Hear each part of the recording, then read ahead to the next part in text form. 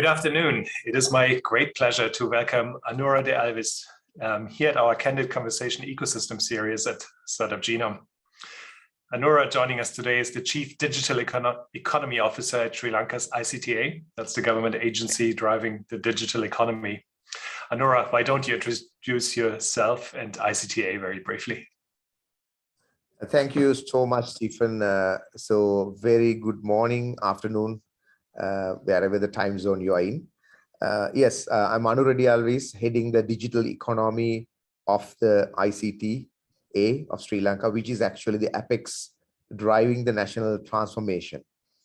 My role has about 5 areas, Stephen. One is the technology industry development that focuses on building the industry and bring the foreign direct investment to the country and develop the export market. The second piece of that is the most crucial one for today's discussion, which is the startup ecosystem development. That has development of ecosystem, the funding, seed funding mechanism, hatching, incubating, investor bringing to the startups, and finally to the exit stage, hand holding throughout the journey. The third piece of thing coming under me is the technology diffusion. That is basically taking into technology into the traditionally non-technology industries. For example, how does technology can be used in agriculture or fisheries or tourism or health? Likewise, so it's taking that technology to the non-technology traditional businesses. The fourth piece that's come under me is the capacity building that focuses on government as well as the technology industry, startup ecosystem capacity requirement. So building the capacity requirement for the country for the next 4 years. And finally, the regional development, which is actually divided country into 5 regions. And those regions have different needs, from education to SME development, to policy changes, to the infrastructure, etc. So looking at the different 5 clusters in the country, look at their policy and infrastructure needs and develop so that the industry as a whole can grow. So these are the areas comes under the digital economy of Sri Lanka. Of course, there is another pillar support me as a government, which is the fundamental piece of running business. So that will be outside my scope, but they'll very collaboratively working with me. On the other hand, we have the digital law pillar, which is also working very connected with me, very closely with me to support the digital economy growth.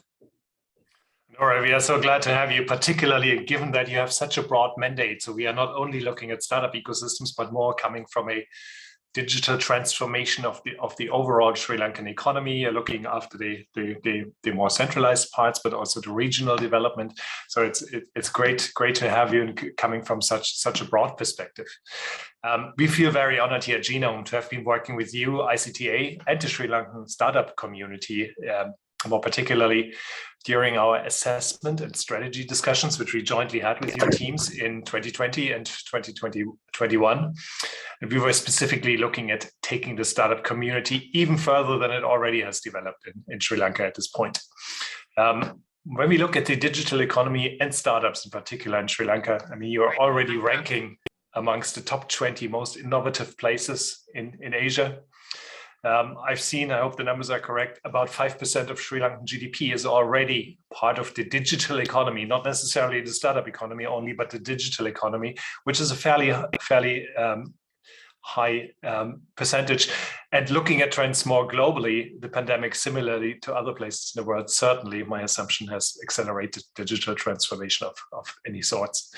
How do you see the digital economy overall develop with a view to the next 3, 4, 5 years? Is it going to grow even more substantially? Is it following the growth trajectory you've seen over the last 1 or 2 years? What's going to happen? Absolutely. It's a fantastic question, Stephen, and I really like because it's an eye opener for the rest of the world as well who are watching. So I will take the question in at least 2 directional. One being the industry as a whole, the other one is the component of digital activities in the country. So the first part is actually the export. So we are right now looking at about in the estimates of 2020 as an industry we stood at 1.2 billion, around 1.2 billion, a purely export market IT services business and also product business. That had about high-end engineering, nearly 35% of the revenue coming from high-end engineering. Now, when you look at the goal that we are driving the country towards 2024, we are looking at 3 billion to 5 billion range dollars. Now, in that, we are not only looking at a jump, Stephen, we are also looking at basically turning the pyramid upside down, which means from 35% of the high-end engineering / IP building to a 60%.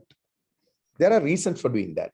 Number one is a country with 22 million population. We are not going to compete with countries that has 1,000 billion population because you are not, its economies of scale, everything is not going to be there if you do that. Number one. Number two is because we have been identified very successful over the years, Stephen, coming from a small kind of, IT development services organizations to high-end product captives like Pearson, which I headed before this job, 3 years ago. Then the IFS. Then we talk about Wiley Education, likes of big MNCs and HCL now in Sri Lanka. So we want to turn that also from 35% to 60% when we grow from 3 to 5 billion business. That's one side of the coin. The other side is that you talked about digital, the percentage. So percentage of the digital economy contributing to the gross domestic product today stands at 4.37, which we did this year for the first time using IMF guidelines. Now, what it means is compared to a country like America, America probably at about 12-15% closely. When you look at any tiger economies, they are between 8 to 12%. You go to a country like China, it's above 35%. So comparatively, we are low. But as a developing country, when you set the target, I think we are, I wouldn't say great, but quite okay. But when we go towards the 3 billion to 5 billion goal, not only the export, we also have a target going towards 15% of the economy on digital, which means the banks, the social life, day-to-day transaction of whether you're individual or business, to increase from 4.3, or like you said, approximately 5%, threefold. So to do that, we also have initiatives and effort put in place to convert both the government to be the digitally friendly government, which means the laws and operating mechanism to be more digital oriented, plus change the laws and the business environment also to face these challenges and make towards that, so that our digital economy contribution to the GDP will also go so that. So the reason I mentioned both is, Stephen, it's not just a revenue goal, but also converting everyone's lifestyle into that. I hope I gave both perspectives. That makes perfect sense. And as you know, Anura, I'm sitting here in the UK, and we've probably reached about 10 to 12% of overall GDP and job creation. And you can see, even as a citizen, you can see the positive effects. All of a sudden, your transport infrastructure gets better because it gets more seamless, etc., etc. Education gets better because it is more digitalized, etc. So you see the broader effects, and that's great to hear. You mentioned a number of large corporations, companies you've been involved with, and that you try to attract to Sri Lanka. What I would like to explore a little bit with you, and what we've seen in many places all over the world, is the role of the startup community in assisting and driving, assisting, supporting this larger digital transformation, including for larger corporations, for SMEs, for the government, etc. So how do you see, how important is the role of the startup community that you have been creating and are fostering to help drive the overall digital transformation in Sri Lanka? It's the most crucial one. If you look at the developing countries, forget about the developed countries like you, but if you consider all the developing countries, Stephen, you can see the crux of the finance or the economy depends on the SME success, because SMEs have the highest growth potential. They're lean in structure. They're adopting very fast technology and the business environment. So taking that as a key point, I mean, you can call it like startups also in the SME category, right? Mm-hmm. So that would say that if we can bring a few startups to be successful, and then if we can create few unicorns from that, the economies like us will become really, really fascinatedly successful. So to do that, that is our goal, right? So to your question, how important is the highest important? The government as a state body, as well as the government, all of us realize that if there is something that we should invest here, it should be a few areas. I mean, everyone knows number one being telco and infrastructure, because without that, because country itself, some of the companies grown in Sri Lanka 40% exponential growth during last 1.5 years. So that's telco is on the demanding thing. And the second thing comes along with that is education, digital education. And I'm very proud to say that not only the startup ecosystem, but digital education policy driving also done by us. So we basically make sure that, number three, from business perspective, we have to find more and more funding and create a conducive environment for those tech startups to grow. So that is the primary focus and one of the focal points, not just the government, of the private sector association, everyone. So in order to do that, Stephen, just a little bit more than your question, we have started creating, removing certain the barriers startups have, like deregulating certain things, like for example, certain things like custom laws, the tax laws, then the company registration type of rules, etc. We are changing them. So we one side engaging with the government, creating, we call it startup friendly government. That's a concept we launched about now 6 months ago, and working very hard with 14 government institutes to make these friendly for the startup ecosystem. So the reason I brought that is just to give one example how importance we have placed in our national agenda for startup, particularly techno startups. And it is fascinating to hear how you brought together the different government departments, because too often when we look at younger activation phase ecosystems, responsibilities are a bit fragmented and you get all these frictions and barriers that still exist. It is great to hear how you come together and make this really a national priority. Right. On that note, you already, Anura, you mentioned a number of activities, strategic initiatives in funding, in education, in removing administrative barriers. We looked in our research, in our assessment for you, we looked at startup output, as we call it. It's the sheer number of startups. And it's kind of important that startups are experimental. Failure is part of it. So size to a degree matters. And just be interested when you look at the startup ecosystem, what are you doing to further increase the already very respectable number of startups in your ecosystem, de-risking, attracting new talent to the ecosystem to make this leap of faith on becoming an entrepreneur instead of becoming a corporate executive? Are there any particular and noteworthy activities, initiatives that you are pursuing to drive more people, to attract more people to entrepreneurship? Absolutely, Stephen. So I will give you first a preface or a frontline statement. Now, if you look at Sri Lankan startup ecosystem, it has grown 13% this year alone. And then thanks to Genome for all the fact finding for us. And I must thank for that. And then secondly, that is valued right now at 132 million. So yeah, you can compare developed nations and say it's a very low, but as a country, 13% growth within the pandemic year, this year alone, is a huge achievement.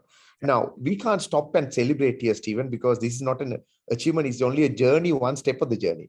So how do we increase the numbers coming into the system is the way to increase the output, because, more and more input create. So all this time we had, in a 1 minute explanation, Stephen, all this time in Sri Lanka, as the apex body, we ran Spiralation, which is actually seed funding. We could seed fund every year about 20 companies. We have now seed funded over the 10 years, 100 companies, right? But we want to expand that more. Now, further, we went to the STEP program that actually start incubating and helping the companies. And even this year, we have hired a third-party company to incubate, because when we don't have capacity, we bring external parties for assignments. Now, not only that, now we have launched recently, because when we looked at everyone focus on startup, scale up to exits, kind of. But we thought, well, there's something wrong in the pipeline. If you start with startup, you have only a little bit of numbers to deal with. But we launched this year 10,000 ideas program. We actually hired 3 to 4 organizations paid assignments to go to universities and schools and create these 10,000 ideas. So that when you create, let's say 10% of that, Stephen, we can have 1,000 easily. So that 1,000 can easily go into startup, ecosystem and get through the whole funneling. Another one we launched last week was we created an entirely free pre-startup, which means they are not startup, they are in the ideation stage, like 10,000 ideas program. They come to our lab facility downstairs, which is called Sparks, SPARX, Sparks Lab, where they will be incubated to get to a startup. So we provide entire facility, including internet, all free of charge, so long as they apply and register with us. So these are some of the programs that we have created over the many years. And I can tell you, Stephen, we had about 400 startups beginning of this year. Very happily saying it's over 600 by now. Even not the year is not end. These go above and beyond the numbers we targeted for this year. Plus, we had one company in Singapore exited in Singapore 15 times the investment. So we want to get 15 or 20 of them in the next year or 2 years. So these all efforts, and we are trying to bring incubator companies externally and companies like Wadhwani Foundation from India to support our ecosystem, which is the programs that we have launched. So the number of activities we increased this year, I'm certainly saying that amount of activities sometimes not manageable within our team, but we wanted to do more, Steven, because this is do more, get them more into the system. Maybe some fail, that's okay, or more fail, that's okay, but output will be high. That's so great to hear, because as we call it, activation phase ecosystems in our life cycle model, in Sri Lanka sits right in the middle of it, to look after this organic growth, build out this community, 10,000 ideas leading to 1,000 startups, as you put it, and you're almost approaching these numbers, is exactly the right way to go, and really to take the community with you. That leaves, obviously, and something I really want to get a little bit into detail with you, because you've created in very innovative early stage funding provision, which obviously is important if you get to, let's say, 10,000 ideas, 1,000 startups. The next question obviously is pre-seed and or early stage funding. After all, it is the lifeblood of any tech startup. And in our research, we quantified the availability and also the existing gaps in early stage capital in Sri Lanka, not uncommon in activation stage ecosystems. So we are really interested in what you're planning in terms of interventions. And in regards to that, you're breaking new ground with the alternative credit framework. We'd be really interested for others in other ecosystems to learn from your example as well. What is it? At whom do you aim it? Why did you choose to design this new funding instrument? Fantastic question again, Stephen. So now I said the deregulation is one of the fundamental things. We went into 29 deregulations in 14 government institutes. Without that, we believe these poor startups or young startups cannot succeed. While we are doing that, we also found, Stephen, that still a developing country, the banks having a very negative look at some of the startups and scale-ups, and they believe technology. They believe because some of them don't understand, because they are traditionally happy to give loans or etc. to the traditional way of assessment. Example, long ago you need a huge like a house to get money, bond or something, versus maybe 10-15 years ago it was turned. Look, if they look at your salary only, and they probably give you 15 times of your salary banks loans, or like top-up loans or anything that to do personal things or personal loans.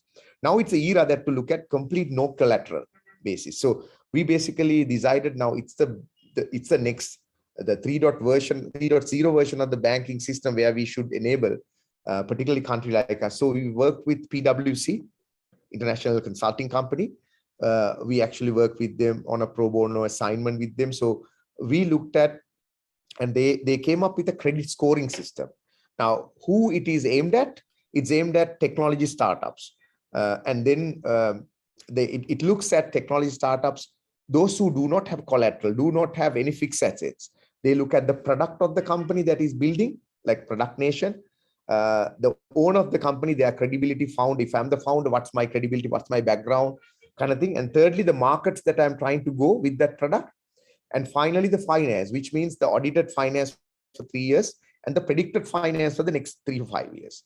So look at those 4 areas, put a credit scoring system to say this is companies now qualified. So without collateral, country like us, we have introduced this system to nearly 10 banks.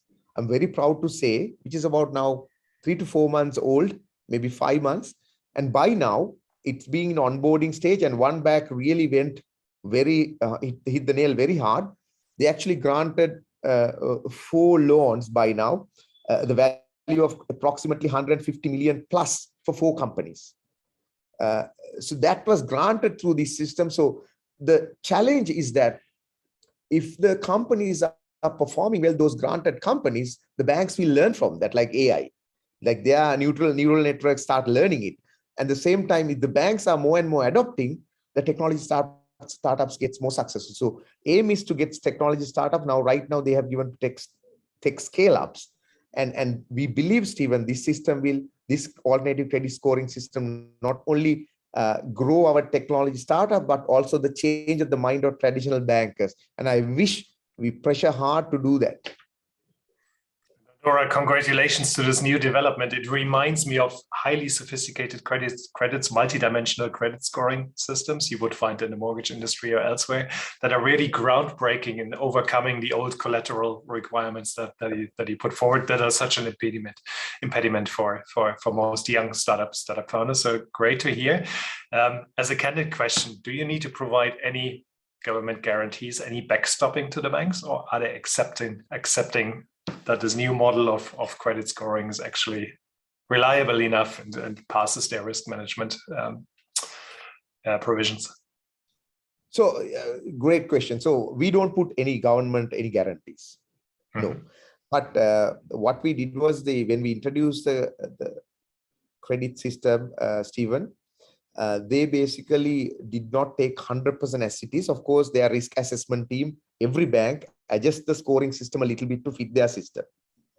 So no bank guarantee, but assessment through these multidimensional, the 4 dimensions they're looking at, through that they assess through their system with our credit scoring scheme, and then they will grant the loans to the company directly without our intervention. But we and PwC, the idea, the beautiful part of that is Apex led it, ICTA, and the PwC came to define the scoring. So that is a huge acceptance in the bank, because it's not like something you found on a book or something. It works for this environment, it works for our culture, it works for the startup, technology startup. So that's how it was introduced. So there's no bank guarantee or any government guarantee we give today. No, it is not required. That's not the idea. That's impressive. And Anura, we shall be watching how the alternative credit framework is developing. You're breaking new ground, and I bet this is of huge interest for other younger ecosystems that are looking for alternative funding instruments. So thank you so much for sharing that. We are nearly approaching the end of our Candid Conversation interview, but if you would look at our international audience, investors, talent, founders, why should they come to Sri Lanka? What would be the most important things to look at? So I think simply, Stephen, if I give 2 or 3 reasons. Number one, of course, we are a small nation, but we are very focused.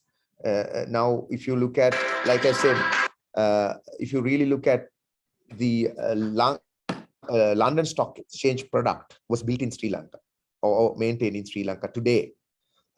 Pearson higher education, like I was leading earlier, the products are built in Sri Lanka, right?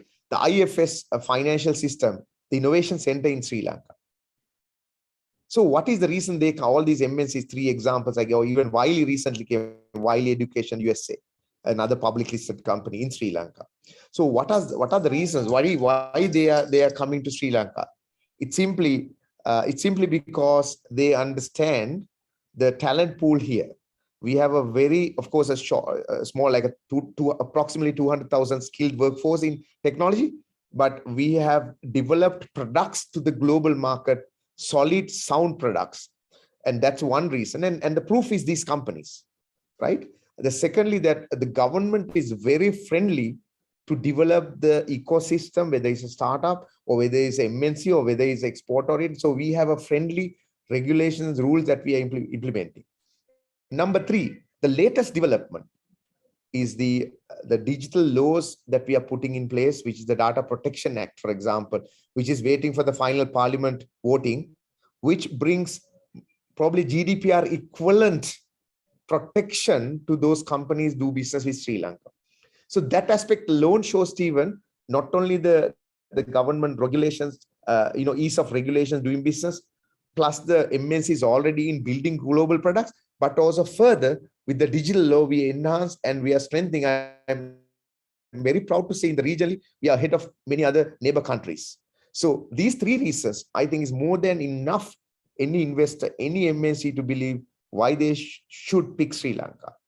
And also we are bringing the technoparks community. There are 5 technoparks we are bringing now, multi facilities that also give lot of facilities for this company to come and settle here with lot of offers.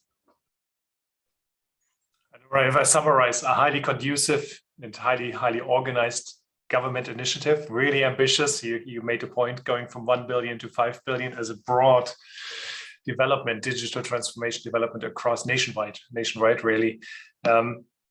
Large, deep talent pools, affordable talent, highly experienced talent. You just mentioned it in the startup environment, but also in a more traditional corporate environment, but coming from a digital skills perspective, certainly a great asset.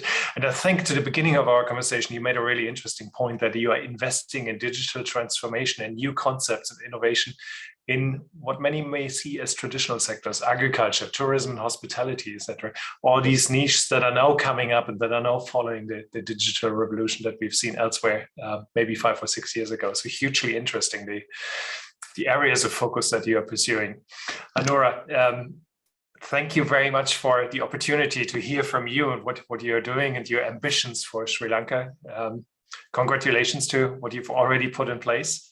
And we will be looking with great interest how the Sri Lankan startup ecosystem develops, in particularly, and this might be really interesting for our international audience in similar markets, how the alternative lending instrument is progressing. Congratulations for having put it in place and for acting so decisively in addressing the seed stage, the early stage funding gaps that we all clearly saw last year. It's incredible. 6 months later, you got a solution that is so interesting and something to others may wish to learn from.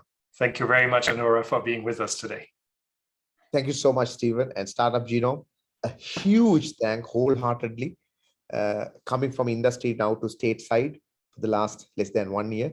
I see how much of work you guys are doing and helping entire global startups. So huge thank for the meritorious work and then the great work you do. Thank you so much, Stephen. It was very nice talking to you. Thank you. It was an honor supporting you. Thank you very much, Anura.